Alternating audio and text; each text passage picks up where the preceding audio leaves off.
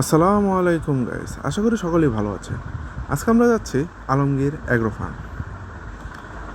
এখন যাওয়ার সময় বাড়ির পাশ দিয়ে একটি জায়গায় দেখে একটি মহিষ একটি গরু দাঁড়িয়ে আছে।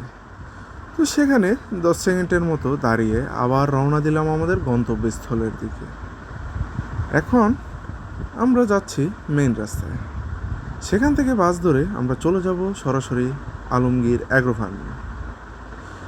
এবং মেন রাস্তায় এসে দেখি মানুষের অহরহ ভিড়, মানুষ গ্রামে যাওয়ার জন্য মরিয়া হয়ে রয়েছে। তারপর সেখান থেকে আমরা জ্যামে চাপাচাপি করে আস্তে করে গাড়িতে উঠে চলে গেলাম আলমগীর অ্যাগ্রো ফার্মে। এবং সেখানে গিয়ে যখন আমরা ভিতরে ঢুকতেছি তখন কিছু মানুষের সাথে কথা বলে জানতে পারলাম এখানে গরুগুলো পরিচর্যা করা হয় প্রাকৃতিকভাবে। এই খামারের আশেপাশে প্রচুর জায়গায় ঘাস চাষ করা হয়েছে, সেই ঘাস খাওয়িয়ে গরুকে লালন পালন করা হয়। এবং আমরা আস্তে আস্তে এখন ভিতরের দিকে যাচ্ছি। গরুগুলোর কালার খুবই সুন্দর এবং বিশাল আকৃতির দানবীয় কিছু গরু এখানে আছে। প্রায় কয়েক হাজার গরু নিয়ে এই খামারটি তৈরি। গরুগুলো দেখতে খুবই সুন্দর, আর গরু এপাশ ওপাশ করে দুপাশে দেখার চেষ্টা করলাম।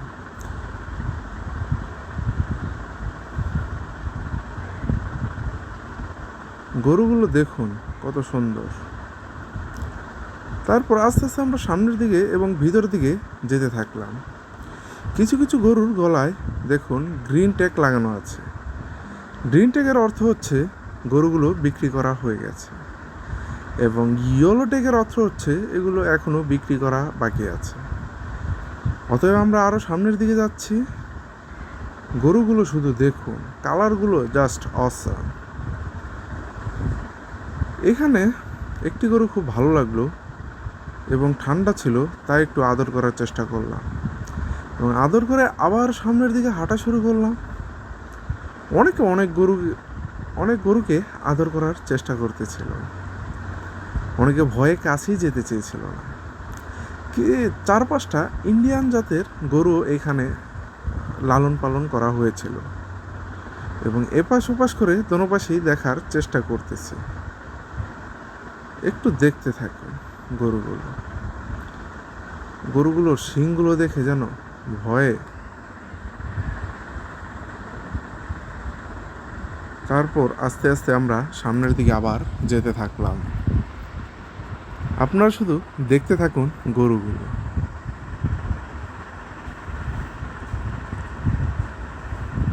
কালো কালারের গরুটা খুব সুন্দর দেখতে।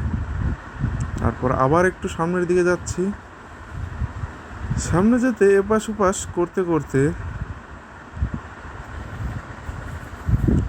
হঠাৎ কালো সাদা ফুটফুটে একটি গরু চোখের পড়ল, তো সেদিকে যাওয়ার চেষ্টা করতেছি। তা আস্তে আস্তে সেই গরুর কাছাকাছি চলে আসলাম।